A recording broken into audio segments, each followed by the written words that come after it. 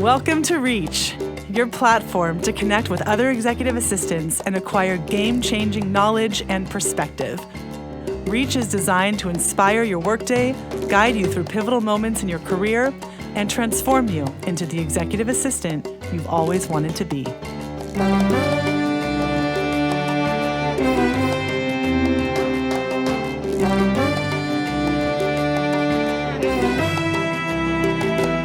Hello, everyone, and welcome to another episode of Reach. I have one of my absolute favorite guests in the studio with us today, Tanya Benvenuto. Welcome, Tanya. Thanks for having me. For our loyal listeners, you know that Tanya's been on the program twice before. We were counting. I think it's twice. So this is her third episode.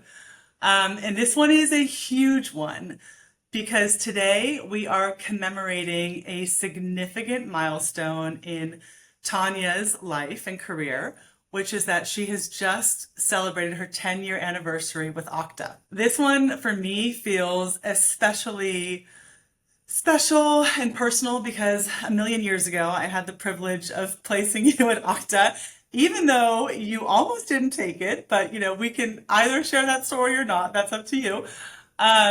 But Tanya's evolution from that time, when I first placed her as an executive assistant, administrative manager, to now her current role, which is Senior Vice President of Executive Operations within the Office of the CEO for Okta, is truly one of the most inspiring career arcs I can think of, period.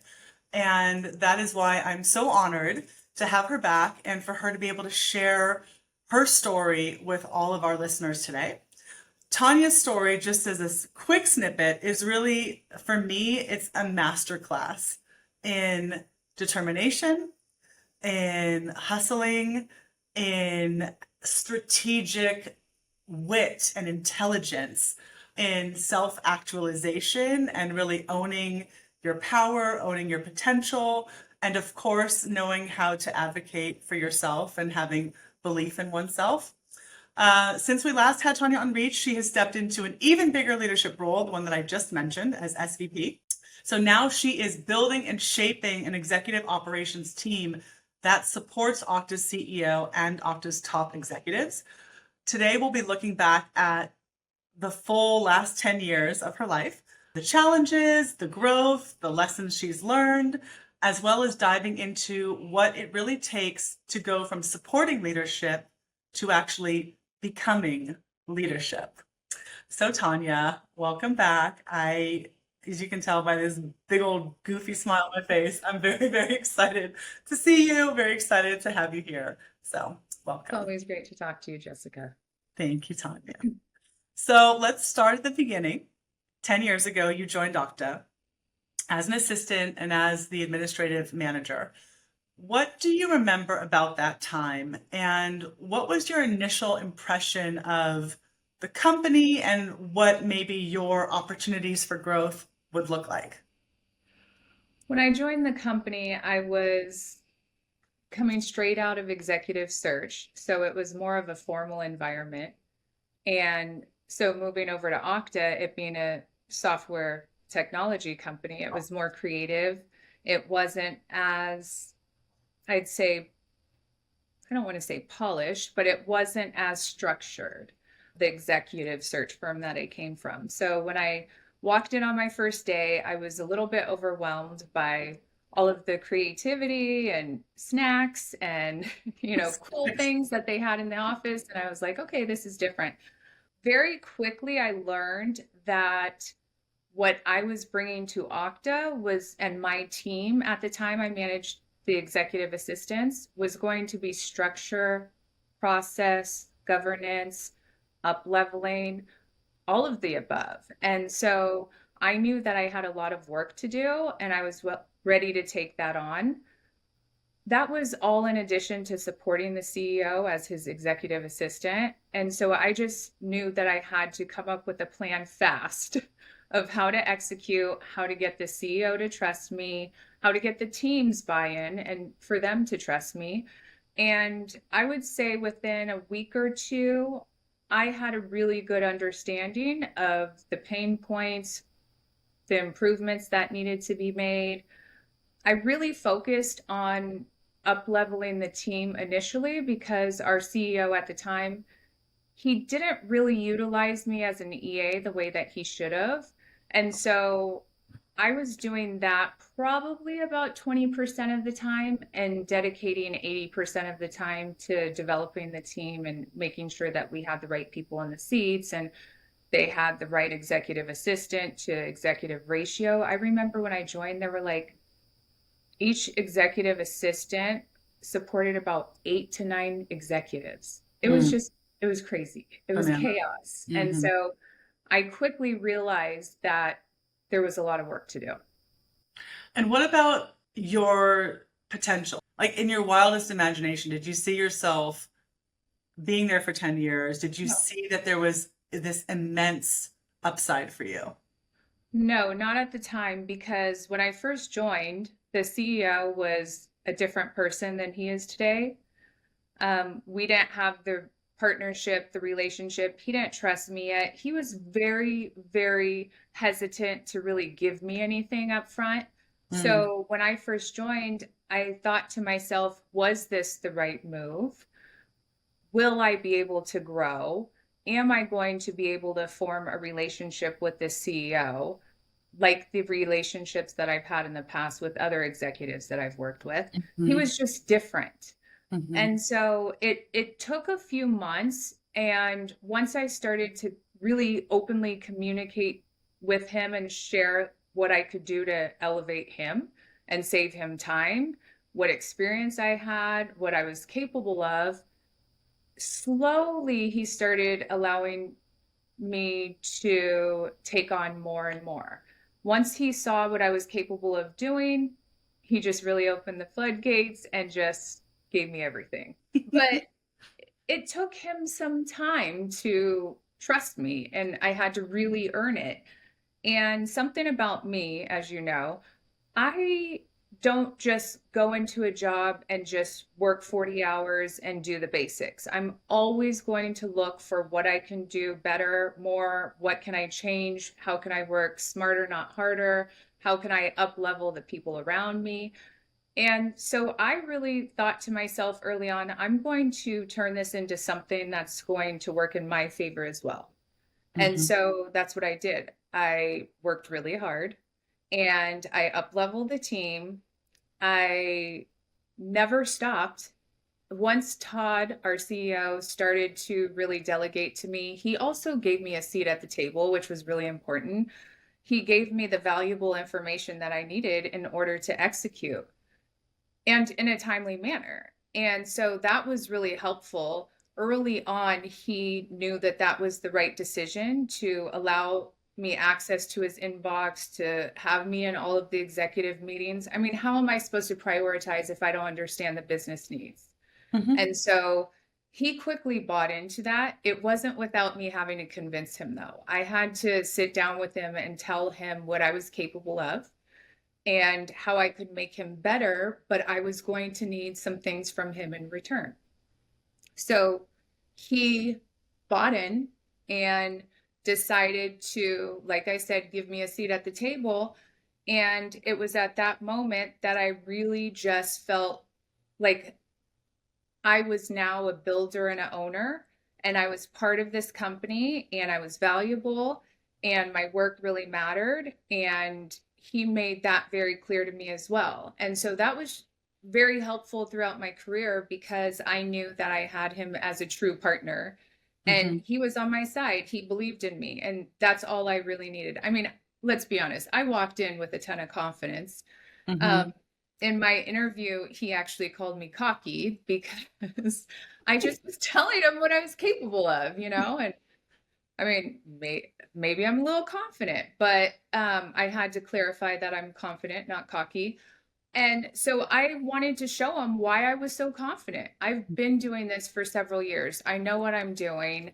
I have a lot of experience, but I also have just a lot of general knowledge. And I know what's right from wrong. I can think big picture. I didn't have to have been a CEO or an executive prior to be able to sit in the seat and execute the way that I did. I never took no for an answer. I always went above and beyond. And because of that, I've always been recognized for all of the work that I've done. So I want to tap into that a little bit more because I think that one thing that's really interesting about your evolution, what I'd like to talk to you more about, is how you really seized the opportunities. So I think that, as your career displays, the role of an executive assistant can evolve immensely, right? Or it can stay completely stagnant. But it also has the potential to be so much more. And I think if you're really able to leverage the exposure and unleash the potential kind of inherent in that position, then it can create just these amazing opportunities. And your story is a perfect example of that. So I'd love if you could talk about some of that. Like, I know one story that comes to mind that you'd shared with me prior is one how you talked about how you leverage your exec search experience. Yes. And I know that was one thing that you did very early on, very immediately, to be like, hey, I this isn't efficient and I can make this better. But can you talk about that a little bit, about kind of how you took advantage of that access to really create strategic opportunity? Yes. I think it's very important to always speak up. The way I raise my kids, something I tell them all the time is you can always say what's on your mind as long as you say it in a professional way. And I took my own advice and I told him as I saw an executive search running in a way that it shouldn't have been ran. And I spoke up and I said, as you know, I have experience working at an executive search firm. I don't think this search is going well, and here are the reasons why. And I didn't even have to finish my sentence before he said, I want you to take it over. We're going to fire the search firm we currently have, and I want you to do these searches for me going forward. And then he said, and I want you to speak up like this every single time there is something that you can take on that you have experience in. Step up and tell me and take it. I trust you. Mm. So it's been 10 years that I've been running his executive searches, not for all of Okta, just the executives that report into him. And when I get on these calls with the executive search firms, they are familiar with my background and they actually appreciate it because they know that I understand how it works, but I also keep them on their toes. I know what they should be delivering to us. I know the process. I know how everything works. I also know about the contracts. And so there have been times where search firms have tried to kind of get over on us. And I'm like, no, we need to revise the contract and do it this way or that way. And so it's been really helpful for Todd. And, we got to the point over the last 10 years where I used to just be a part of the search. And Todd would tell me what search firm he wanted to work with, and he would kind of do the kickoff calls and write the spec. And now I pick the search firm. I interview them. They pitch to me. I work the contract. I write the job description. I go over the entire ideal profile.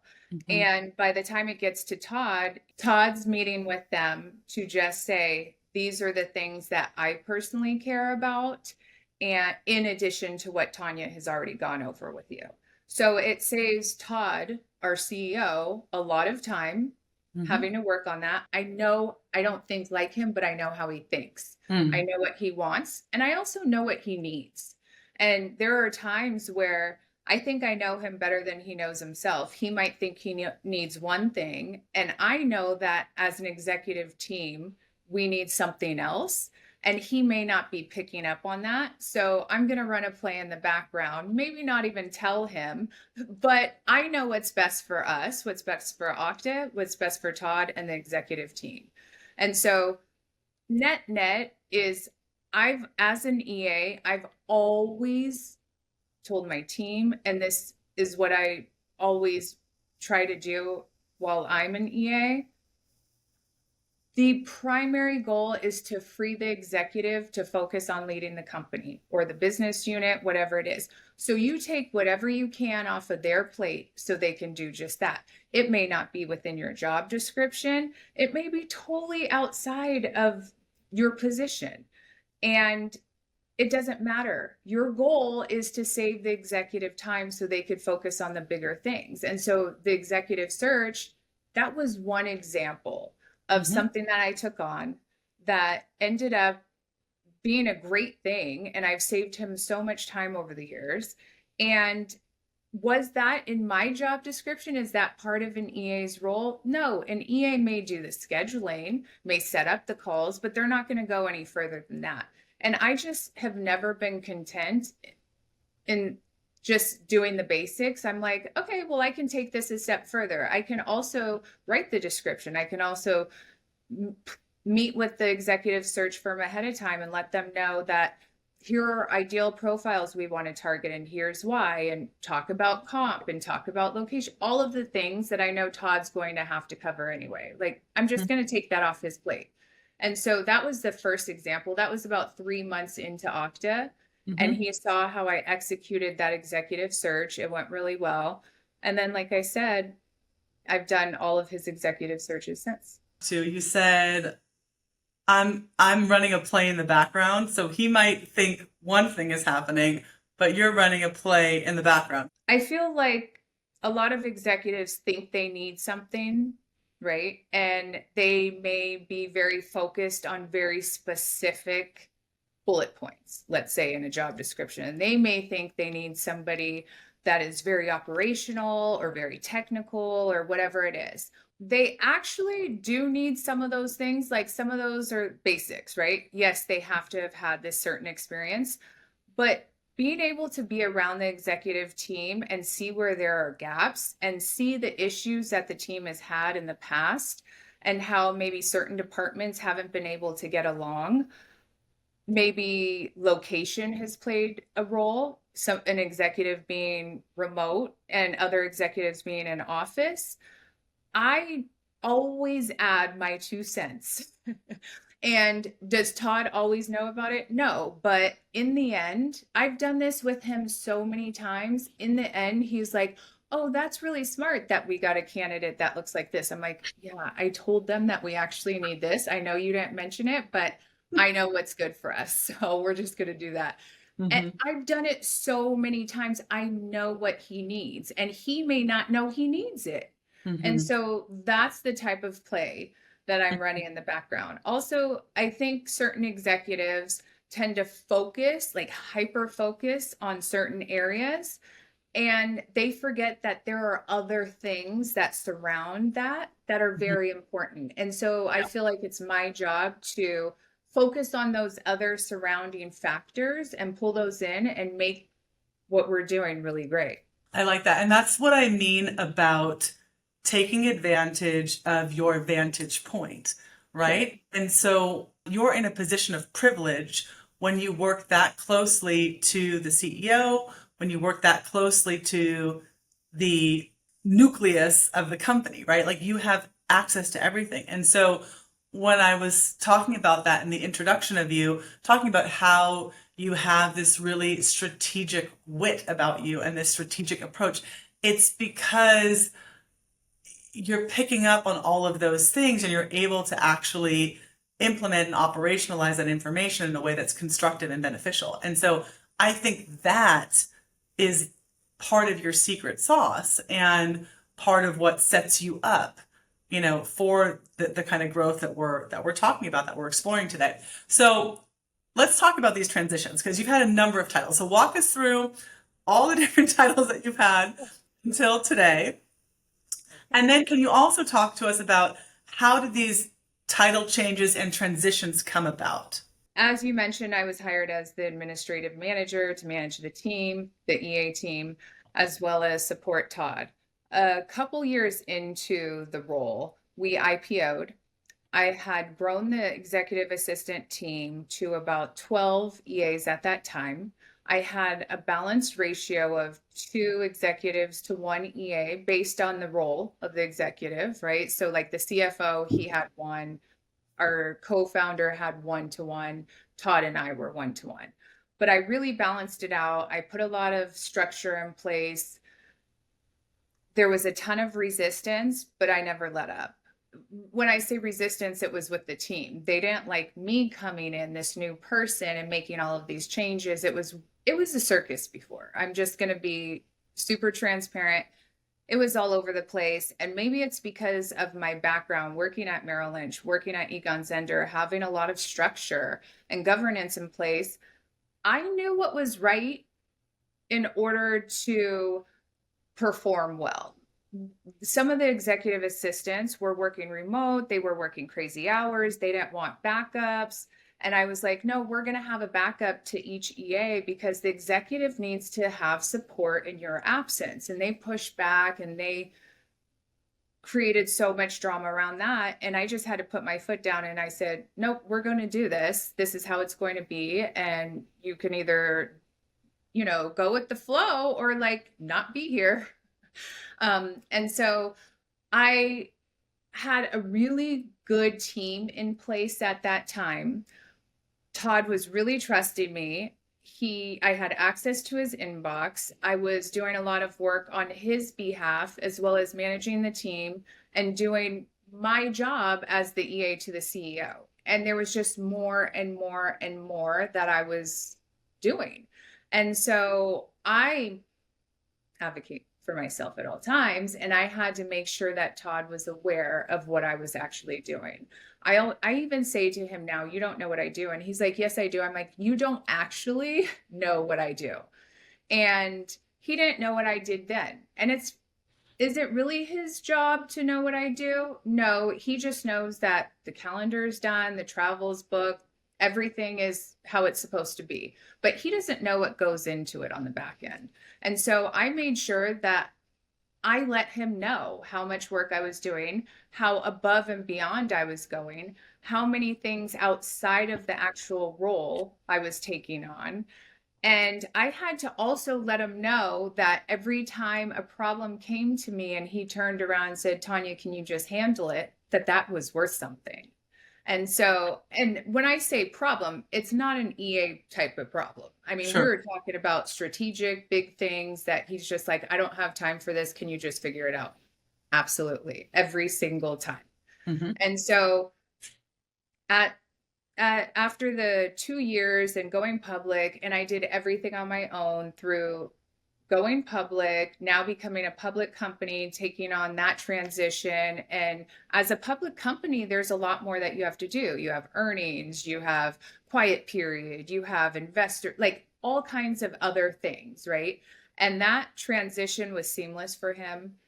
And as we continue to grow, I said to him, my team is getting really big now, and I'm spending so much time managing them. And it's a lot of the tactical things that I don't like doing. I like doing bigger strategic things. And I didn't want to focus all of my time and stump my career in that role. And he said, well, we have a goal. We need to get to $1 billion in revenue, and I need your help to get there. And I was like, cool, well, I don't have the time right now, so we need to make a change. And literally that day, he said, you're not going to manage the team anymore. Tomorrow, you're going to be 100% focused on me, and you're going to partner with me, and the executive assistants will report directly into their exec. And that's when I got the promotion to, Director of Executive Administration. Mm-hmm. And so now my job, well, at that time, my job looked like focusing 100% on Todd, not having performance reviews and recruiting and timesheets and coaching and mentoring the team. This was really, my time was dedicated to Todd and Todd only. And so in that role, I really felt like I was acting more as a chief of staff. My goal at that time was to be a chief of staff, just because I feel like back in the day, 10 years ago, that was like the next step for in a EA's career, was chief of staff. So I was eyeballing that title, and I'm like, I want to be a chief of staff. And he was just like, I don't like the chief of staff title. Nobody really knows what a chief of staff does. It's different at every company, which is true. And so we decided not to go with chief of staff, but we would, of course, promote me. And needed to be not only compensated, but I wanted to be rewarded with a title. I wanted people that I reach out to know what I was worth, kind of. And a title, that's people see titles and they're like, oh, if this person's requesting it from me, it might be kind of important. And so I just made sure to always communicate to him the value of a title. And I also explained to him that if you look at my resume, I'm always advancing within the company that I work in. Career progression is very important to me. And I'm not going to ever get into a company and feel like, oh, I'm just going to stay here. I always have my eye on the next role. How am I going to get to that role? What do I need to do? Let me know, because I'm going to do it. Like, just set a clear path for me and it will happen. And so that was that first big step to the director role. And then I was in that role for 2 years, and you would think, okay, how much more can I take on? I swear, every time I get promoted, I'm like, I can't possibly get any more, but somehow I get more and more and more, and the job gets harder. And so the next step was just being in that director role for a couple years and performing really well, working really hard, going above and beyond, like I said, doing things that were not my job, and just not only supporting Todd, but Okta as a company. And I think that's where I've really differed from other people. Of course, Todd is my priority. He's the CEO, but Okta is as well. And Okta is his company. I mean, I see the two of them as very important to me, but I'm never going to do something that's right for Todd, but wrong for Okta. And so Todd really started to see that I treated Okta as if it was my company. And I would actually even say my company. This is my company. I care about it. I care about our success. About that time is when I started really, really speaking up. But at that point, I felt comfortable enough that he trusted me, that he relied on me, that he wouldn't just ignore what I was saying to him, but he actually valued my opinion. And I started speaking up and really making some big suggestions and moves and saving the company a ton of money. Along the way, I always had to, in the background, advocate for myself, though. So I had to keep reminding him what I was doing. We didn't really do reviews. He didn't like to do reviews. That's just his style. And so I had to make it a point on my own to let him know what I was doing each year or along the way, without tooting my horn too much. And so I just would find ways at the end of every year. I would have a recap. We would talk about the year. I would talk about everything we accomplished, everything that I personally accomplished, any big projects that I worked on. And oftentimes he had no idea. And so it was really on me to let him know what I was doing behind the scenes. So he knew that I was not only providing value to him, but to Okta, like I said, as a whole company. And then other executives and people were coming to me within Okta asking for guidance and coaching. Even when I was promoted to director, he never said I could not be his EA. So I was still his EA, but then also had all of these big projects. And so I needed him to really understand what I was doing and where my time was spent and how valuable I was to Okta. And then it was about every 2 to 3 years, we would look at the role, where I'm at, where I've gone, how I've developed, how much more I've taken on, how much time I've saved him. And we would talk about the next title, because again, I reminded him career progression is important. How am I going to get to the VP title? What is it that I need to do? And there were times, I'm going to be honest, where he said, I don't know. And so you know what I did? I figured it out myself. And I came up with a description. I came up with a plan, and I put it in front of him. And I said, if I do X, Y, and Z, would that get me to the next level? And so, and it's nothing against Todd. He's focused on so many things. He's not focused on promoting me, right? He's not focused on the little things to him. He just knows that I was promoted a couple times already. And to him, I was in a position that was higher than I was when I started. And, you know, he thought everything was okay. So it was always on me to bring it to his attention what type of work I was doing in order to get rewarded and move to the next level. So I always tell people advocating for yourself is so important. So important. If I never did, I would have never made it to where I am today.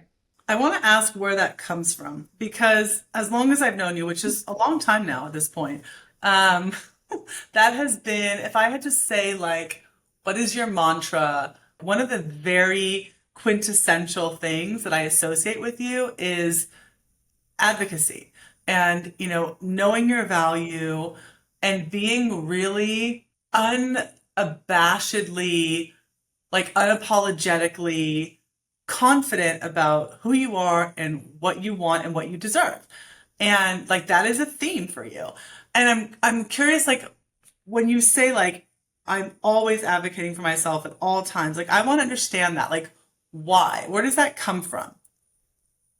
Well, it comes from a life of having to do it, being forced to do it.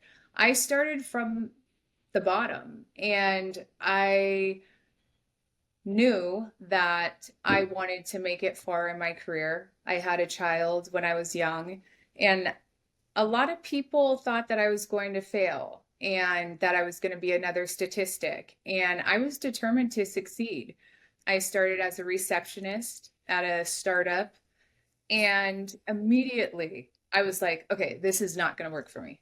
But I paid attention, and that's something that's been super helpful in my career. I'm observant, and I watched everyone around me, and I saw who looked happy at Mm. work, who enjoyed their jobs, who hated their jobs, who had fun, who was able to walk away from their desk, who had freedom.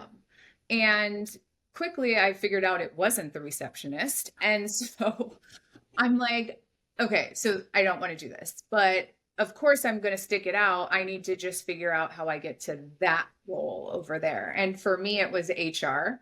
They had the fun job. They were sending out the cool emails and putting together the fun events. And so that's what I wanted to do. And so the HR person was actually the manager, director was my boss. And so I had talks with her and I just made it very clear up front that that was a goal of mine. And again, asking what is the path to get there?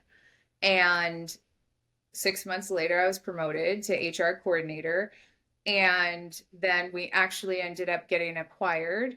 And so I moved on and went to Merrill Lynch. And then at that time, I was working for the managing director, which is like the biggest person, right? The biggest executive at Merrill Lynch within that branch. And I did the same thing there. Although that position was high level. So I wasn't really focused on, okay, what's next right away. I was in that role, getting comfortable with the company. I learned everything around me. And then, you know, I give it about a year and then I had my eye on, okay, what is that person doing over there? That person seems to have a more strategic role, have a bigger role. And so I expressed to my boss that I was interested in doing more than just the EA job. And again, because I had proven myself, I always went above and beyond. He was willing to explore that with me. And although he didn't want to lose me as an EA, he also didn't want to hold me back. And So it's so an interesting we discussion eventually about just came kind up of with how how could your I how support the him, way but that also you take on more at identify the same and what you're time. And I identified was with, willing to how put in that extra work. transitions I and was willing to do changes anything as your possible to get to life the next level because I broadens just can't see and the myself scope of being in one things and the position for landscape of too things long. that I you have care to about advance. it's just in changes, me. right? And And so increases in that's many exactly ways. what And I I think did. And I that, ended up getting you know, promoted there I a couple relate a times as lot to some well. of the things that you said But about I being really think, identified with Jessica, to work answer your and question, that it's being kind of just your primary. me And, having um, major goals and not allowing anyone else to control my fate. I just know that I do really good work. And I know that because the people that I've worked for have told me that. mhm. And I work really hard, but again, I work really smart and I think outside the box and I think strategically and I think big picture. And I've come into roles with ideas and confidence Mhm. and suggestions and not allowing no as an answer. I've never ever told an executive no. I've always said, what you want specifically can't happen. However, we can do X, Y, and Z. Like, I will never just say no and turn off. I also don't accept no as an answer. Mhm. I always look for other options. And so that's been really helpful as well for me in my career. But other than that, I don't know, Jessica, why I am the way that I am.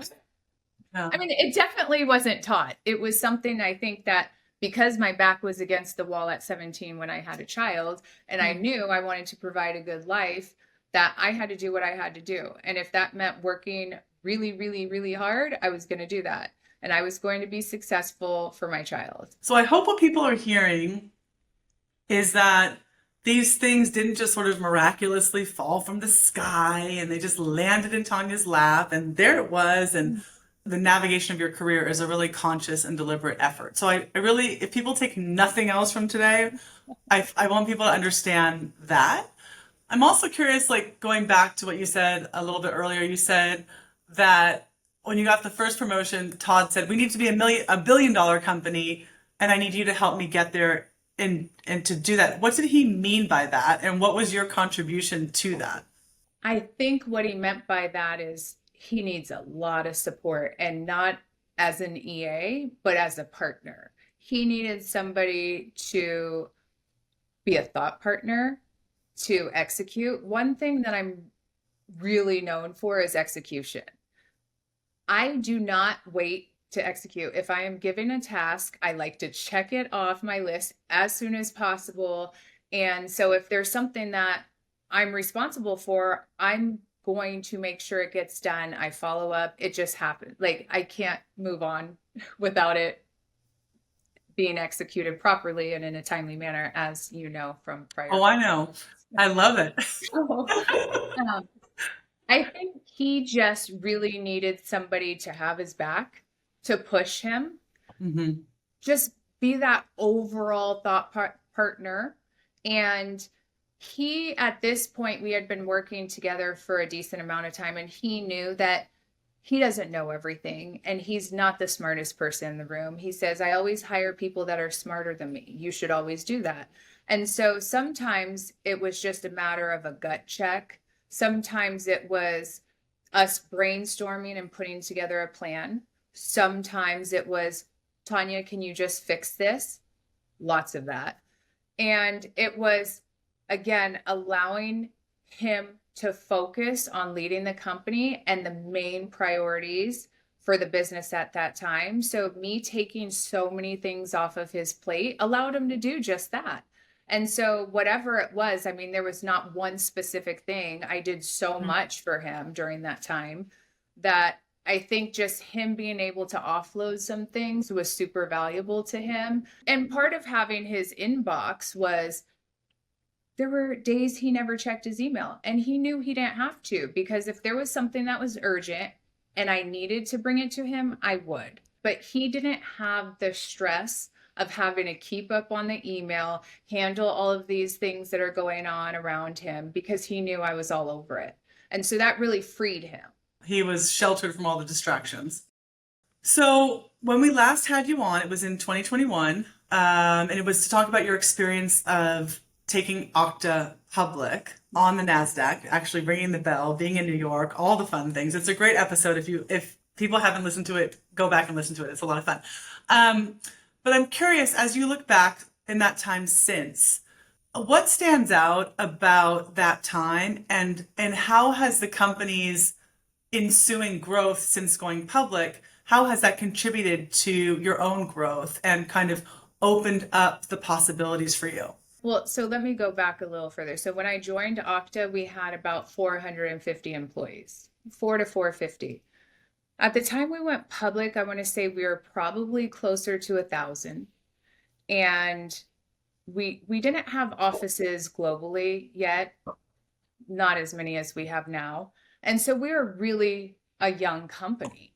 And once we went public, and we started hiring more people. I mean, I remember the plan was like we wanted to get to 4,000 employees, and then we wanted to get to 5 and then 6, and it was just like growing so rapidly. And then, the topic of every conversation is how do we scale as we grow?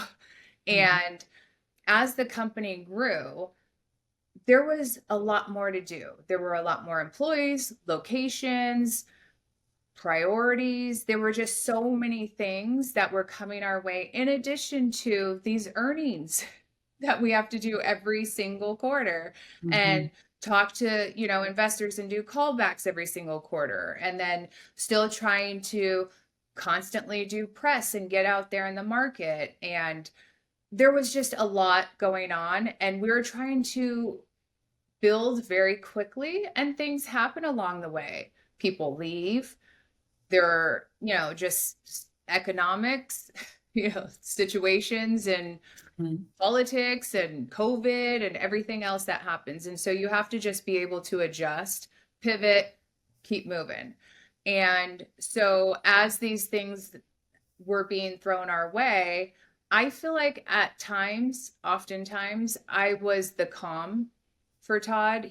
I could tell he was stressed out, and I didn't have to do too much, but I just did enough where he knew, don't worry, we're going to get through this. I mean, the thing about me is I don't care who you are, we're all people. And so I treat all people the same. And just because he was the CEO and co-founder of the company didn't mean that I was going to put him on a pedestal and like bow down to him, right? So I treated him as a friend, and I think he appreciated that at many times along the way.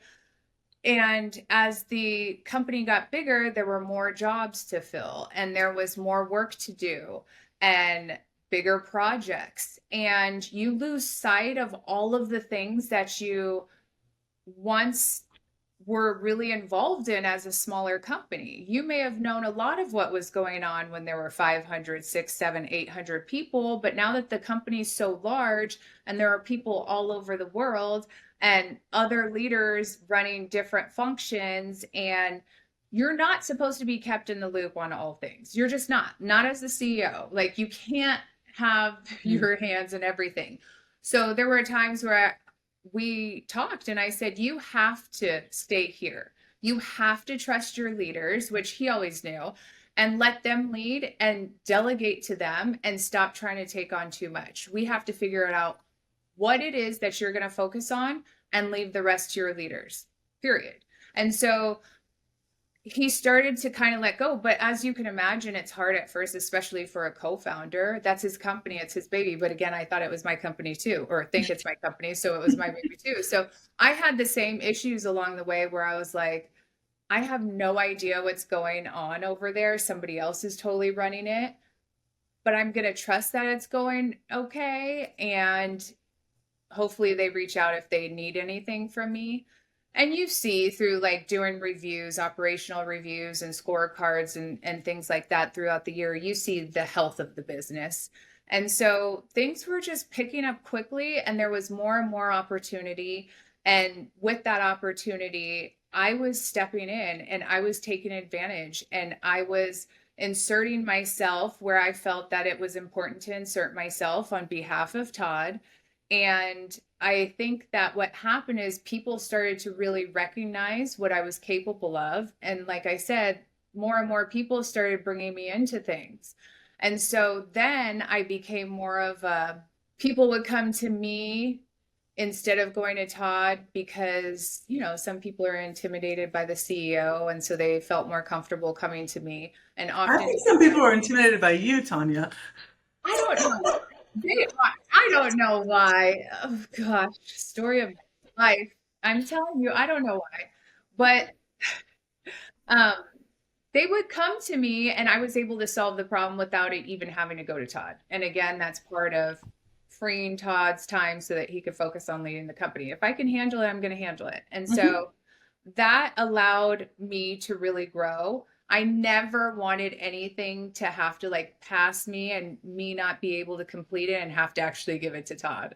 I just couldn't do it. So I learned a lot on my own. I took the initiative to go and sit in other meetings and learn about different departments and talk to different people to get coaching and mentoring. And I just took in as much as I could. And I'm like, I could do this. This isn't that hard. And what I've realized in this 10 years is people overcomplicate things. Mm. And every time that something goes wrong, another habit of mine is I can't let things go wrong Hmm. without finding out why it went Hmm. wrong. And I need to do that because I need to understand what not to do. Yeah. And so throughout my career doing that, watching other people make mistakes, I learned a lot. Yeah. And I just took everything in and I'm like, you know what? Okay, I know what not to do. Hmm. But that also comes from my personal life, like just personal things that I've been through where I've been around people where I'm like, yeah, I That's don't not want to be fun. like that. Yeah, exactly. Well, and I think to your point earlier that when you've been through hard things and you've surfaced from those, other hard things aren't as hard for you, perhaps, as they might appear to somebody else who hasn't surmounted those quote unquote hard things. And Right. so there is some like inherent resilience that you Right. have because of the life experiences that you've gone through. And I think that that 100% translates into how you conduct yourself in your career. Yeah. Yeah. And, Jessica, the confidence thing that comes from years of experience. But like I said, also working from the ground up, I have the Hmm. fundamentals. Hmm. It's not like I was thrown into this Right. position or I was lucky. I have Right. worked very hard for Right. everything, and I'm going to stand in that. Hmm. And I'm confident because I know that I work really hard and I'm good at my job. There's no reason to feel like an imposter because to your point, you've earned the credentials that you have. Right. Todd and I have talked about it several times over the years. I'm very resilient. My motto, actually, I have a t-shirt that says this, no one cares, work harder. And it's so true. Everyone has a story. Everyone has personal things go on in their lives. But you know what? We get paid to do a job, and we better show up and do that job every single day. That's just my mentality. And not everyone has that. I found out I had pneumonia on Friday and I was at work on Monday Mm-hmm. and worked through COVID, worked through all this stuff. Like I just can't stop. I know that there are things that have to be done. And so I need to do them. Nobody else can do it. I'm not going to let things fall. I just can't. And like my soul, I can't let it happen. And Hmm. so I just keep going and I just keep pressing forward. And it's like, no one cares that I'm sick. The business is not going to stop. Nothing is going to stop. And I realize that it's too much at times. And there are times where I'm like, I need to take some medicine and log off for a few hours. But that's just who I am. And I know that. And I don't want to let the people down around me. And Hmm. so I want to show up properly every single day. Todd put his faith in me when he hired me, and I didn't want to let him down. And I feel like I haven't, and that he can really trust me. And that's one of the things that is the most important in this role, Hmm. in all of the roles that I've had at Okta. One time I asked him, I was like, when you think of me, what one word pops up in your Hmm. mind? And he said, trust. He's like, I trust you so much. And like, without trust, you have nothing. And so I, have built on that over the years. And we, like I said, have become friends. It almost seems like we're family at times Hmm. because we've just been together for so long. And I do care for him and the company, and he knows I always will do the right thing. He doesn't ever have to second guess me. So, building this executive operations team, what is your vision for the team that surrounds the CEO? And what has been the most rewarding or exciting part about leading at the level that you're currently at, which is SVP of Executive Operations? Yeah. So at this level, I mean, I have so much visibility. I know exactly what's going on in the company. There are no surprises, no secrets. I know what we need as a team because Todd and I work so close together. We're so intertwined that if I'm pulled away from him or if I have to focus on something, it takes away from my focus on him, right? So, like, let's say I'm pulled into something on the comms side or investor relations or something very specific that isn't directly tied to him, it it means that I have less time to be working on our strategy and executing on it. And so this last year with my promotion, we're actually, it's been almost 2 years now. As Todd promoted me and threw more things at me, I mentioned to you before, he never let me stop being his EA. Mm-hmm. And so that was the agreement that he doesn't want to hold me back, Mm-hmm. but he doesn't want another EA. So I'm like, okay, well, so how's this going to work? Because it's a lot of work. Mm-hmm. And so again, I'm not going to just tell him no, or this isn't going to work. I come up with the plan. And so I put together a plan for the office of the CEO. And it looked like this. I can take on more with you, bigger strategic things, more projects, any and everything, but I need to take some things off of my plate. I am one person.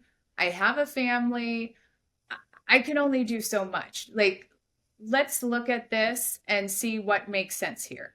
And so I proposed an executive assistant to support me that I could offload work to, the tactical things. And I would still oversee the majority of what's going on with him. Like, I still manage his calendar, but my executive assistant, I can have her do all of the other things: open POs, do expense reports, book our travel, look at book lunches, like all of those things that I really shouldn't be focusing my time on.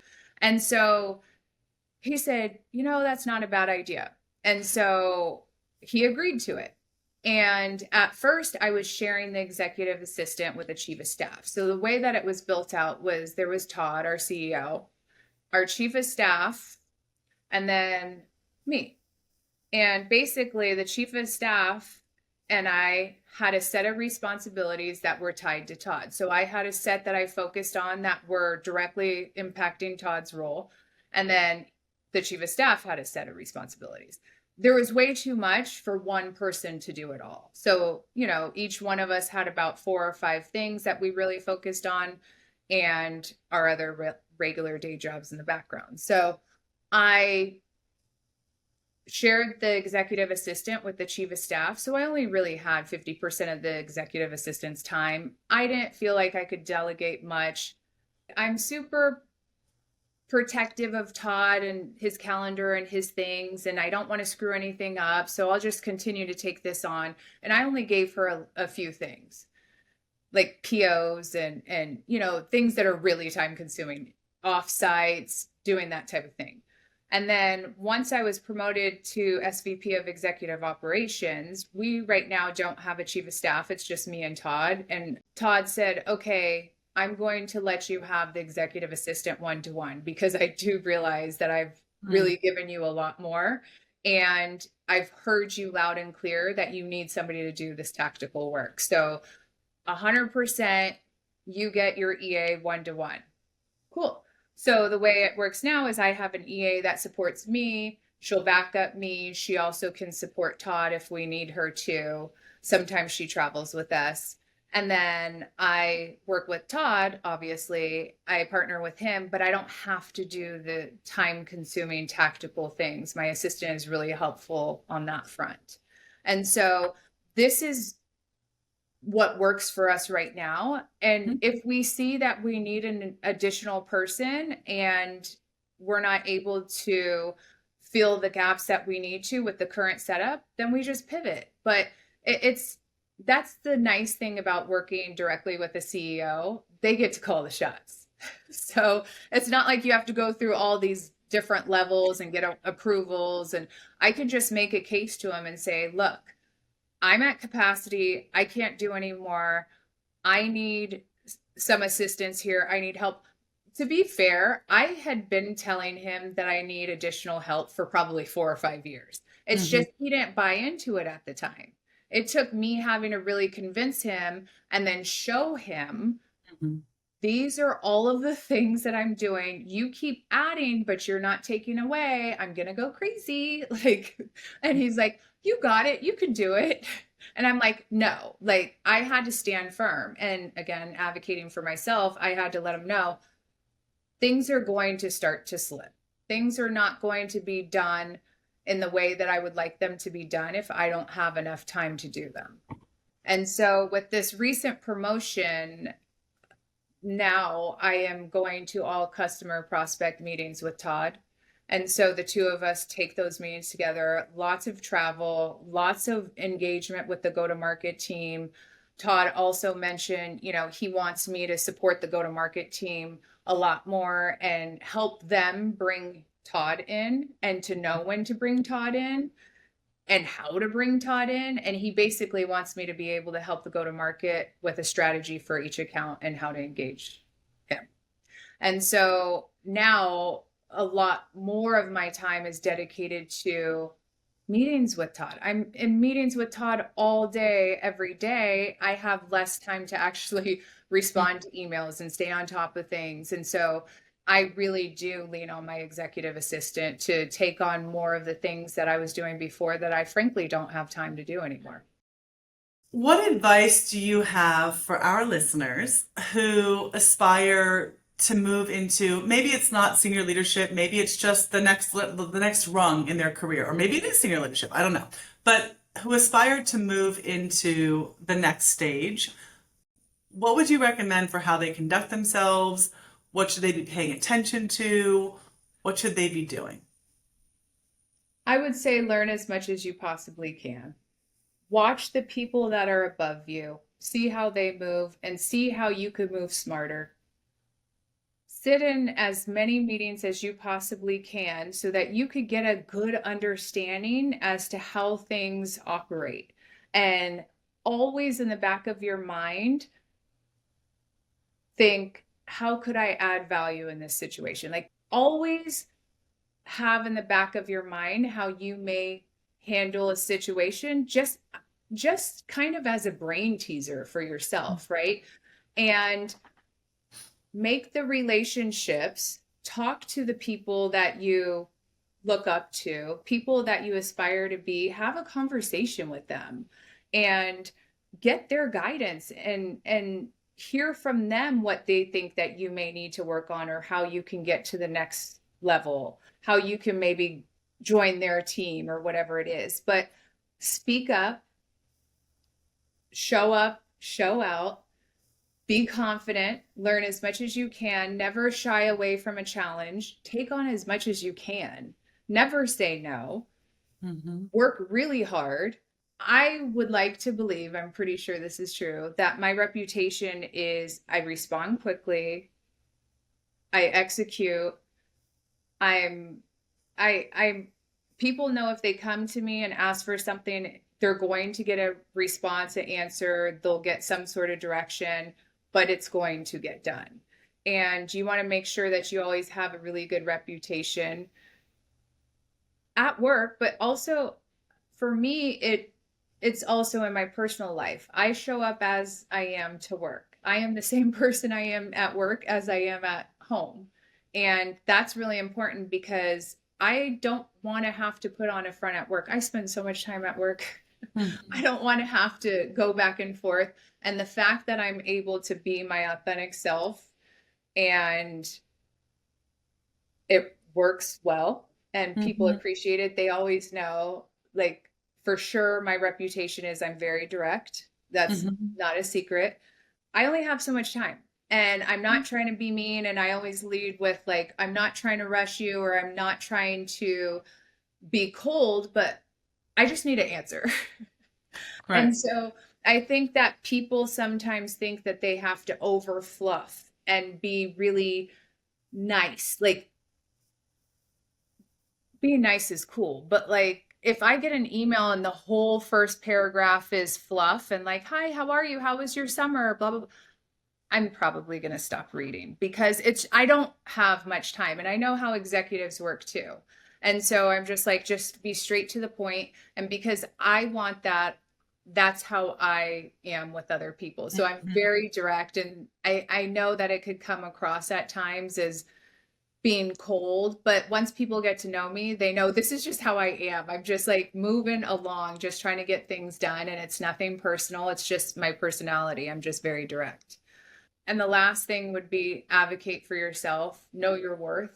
No Mhm. one could ever tell me that I wasn't worth everything that I am. And Todd actually appreciates it about me. He likes that I can speak up for myself and articulate what it is that I want and deserve and all of the things that I can do. And so I think that that's really important for people as they navigate their career. Just remember to always show up properly and to work really hard and to advocate for yourself and never, never just let people kind of treat you how they want to treat you, but stand on your own and know that you are valuable. And as long as you are respectful, you can always speak up for yourself. I mean, there's so many truisms in those remarks, and I think you said earlier too. You said something along the lines of like part of you was always resistant to this idea of someone else defining your worth or letting you know this is as far or as high as I see you Yeah. going. I hear that and I'm like, I mean, I've literally said these words myself, words, and I think that's why I ended up starting a business is because of that very thing. Because I didn't like I was very resistant to this idea that somebody else could tell me what Right. I'm capable of. Like that, Right. why, how is it that you know what I'm capable of? I know Right. what I'm capable of. You don't barely know me. Right. So I really love that. I really think that there's so much in that for people to really process and unpack. And even if they just take a little bit of that, like just recognizing, it's also how you come. You come correct. And I don't I don't accept no for an answer, but I also don't give no for an Right. answer. And that so it's a two-way street. Yeah. And as high as you hold the standard for others, you hold the same standard, if not higher, for yourself. And I know this Absolutely. from working with you and knowing you as a person, like that is 100% correct. And if you need something done, call Tanya. It's all of these things, but I know very clearly why Todd, feels that you're indispensable because you are, because you're just that person. You're like the Harvey Keitel. You're just like, just make it happen. Like, I don't know, just fixes it. We don't know what it is, but she'll fix it. She'll get it done. So, yeah, I mean, I think everybody should get that T-shirt. Nobody cares. Work harder. I even have a plaque in the office, and I feel like some people are like, gosh, but it's like, sorry, no days off here. I think it's because you hold yourself to the same bar. I think that for me, I've never found you intimidating. I found you inspiring. And I think it's because you hold yourself to the same bar. And it's never personal. It's how you are and it's how you show up for yourself and for everyone around you. Yeah, you So, can't run a business by being everyone's best friend. And I've learned that really early on in my career. And mhm. being at Okta and feeling like I really am an owner of Okta, I realized that in order to get things done, you have to be firm. And in my role, I can't be nice and passive and let things slide. I won't be able to get what I need to get done. I just can't do it. And so it comes with this role. I have to be able to hold people to deadlines and follow up and like get a response. Otherwise, and Right. so I think just a lot of that over the years, the reputation has been that I don't let things slide. And so people know that when they come, they have to come correct. And I'm friendly with a lot of people. When people get to know me, they're like, oh, I thought you were totally this way when I didn't know you, if you know what I mean. And Mhm. then they're like, now that I got to know you, you're totally different. You're nice, And I'm like, look, I'm really nice to people that do a really good job. People Yeah. that do their job and show up properly, those are my besties. All of Well, them. of course. And here's the thing is I think that, and this is also part of growth, right? And I think you would probably agree with this, is that if you're going to get to the next level, at some point you also have to be willing to say, it's okay if not everybody likes me. Oh yeah. It's okay if I rub some people the wrong way. It's okay if if I don't have to people please my way. You don't people please your way to SVP. Okay, so final question.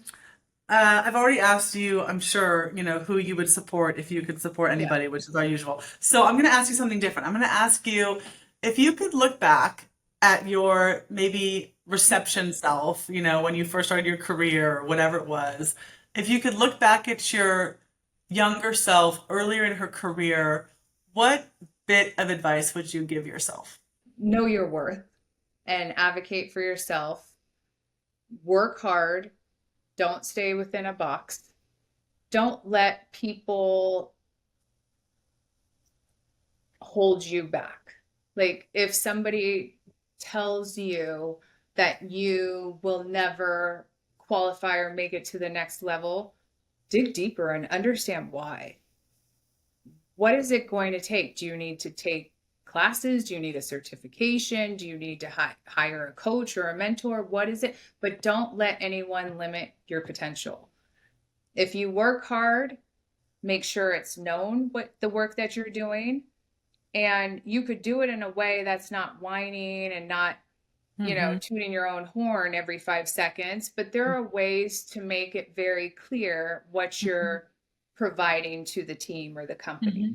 Hmm. Hmm. And I thought it was really smart of my younger self to know that I wanted to have a big role in a corporate environment where I was respected, where I could, for lack of a better word, call shots, right? Like I could make decisions, I could hire people, I could make changes. And I knew early on when you and I started working together, I really wanted to support a CEO because I knew that if that big person, that CEO, was able to see what I was capable of, that I could go on and do a lot more because that person who had the control, the power, the money, the say Hmm. would have that direct visibility into my capabilities and they would buy into it. Why wouldn't they? Right. Hmm. And so just knowing that I should start there and not settle for less. And we did. You placed me as an EA to a CEO. But I trusted you because we You did did. that was our third search. But But like the it first was one, we worked together for a couple of yeah, roles, yeah. but you had two offers, and I don't even remember what it was, but it was something in biotech. And I think you were apprehensive because you've always wanted companies that were solid. Um, because you don't have time to mess around with risky business. And I remember there was like a little piece of you that was resistant because they were a startup and it was an unfamiliar space. You hadn't really done like tech per se, like And it was software. in San Francisco. And I And wanted nothing to do with San Francisco. So yeah, when you called me and you said it, I was like, Jessica, I don't want to go to San Francisco. You're like, it's right off the freeway. I was yeah, like, Jessica, I don't want to go to San Francisco. You're like, just hear me out. And yeah, I know. and you're like, it's a startup. They're Mhm. pre-IPO. They're in really good shape. They're gonna go public. I'm like, every startup says they're gonna go public, Jessica. Remember that? I said, but this one, And I remember I said to you something along the lines of, you're going to take this job, and one day when you live in a nice house with a swimming pool, you're You going to did not say thank that. me. I did. I did say that. You knew I was very clear with you. I'm not just working for anyone. And the biotech company was not a CEO. Super stable. Super stable, great money, close Yep. to home, around the corner. But Yep. you somehow convinced me. Right. And you did your whole pitch. And I'm like, Jessica, just because it's you, I'll go. Here we are, 10 Here years we go. later, Yeah. and a swimming pool in the backyard. Yeah. But yeah, and I think you just also have been very instrumental in my career. I feel like I've always been able to call you, you can call me, we can have these very honest conversations. Mhm. And I always trusted you, that word again, right? Trust. I Mhm. knew that you would not put me into something that you didn't think was really the best fit for me. And that's valuable. And not everyone is like that. A lot of recruiters, headhunters, whatever you want to call these people, um, Mhm. place each person to fill the spot. But I feel like you do a really good job of making sure that it's beneficial for both where you're placing them and the candidate as well. And then you checking in with me over the years and me just feeling like I had this great relationship where you really heard me out and understood me prior to having me go interview with any company. You really had a good understanding as to who I was. And so you could present me properly to the Mhm. companies. On the other side of things, when I've hired you to do work for us, that's why I always want to talk to Jessica. I'm like, let me call Jessica. I know I'm supposed to work with other people, but I'm just like, Jessica, because I know you're going to give it to me straight. You know how I am. You Yeah. know how high my standards are. So it's like very easy for me to say, Jessica, is this a good fit? And like, you already know what I'm referring to, because you got to know me as a person Mhm. on both the candidate and the employer Client. side. Yep. For And sure. so that's been very, very valuable.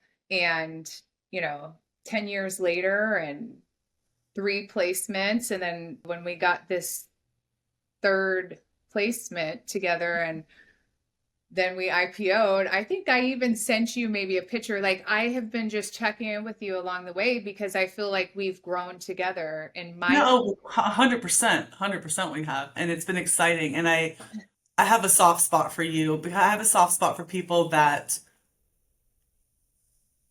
do it on their own, and that life wasn't handed to them on a silver plate, right? And I have so much respect for you.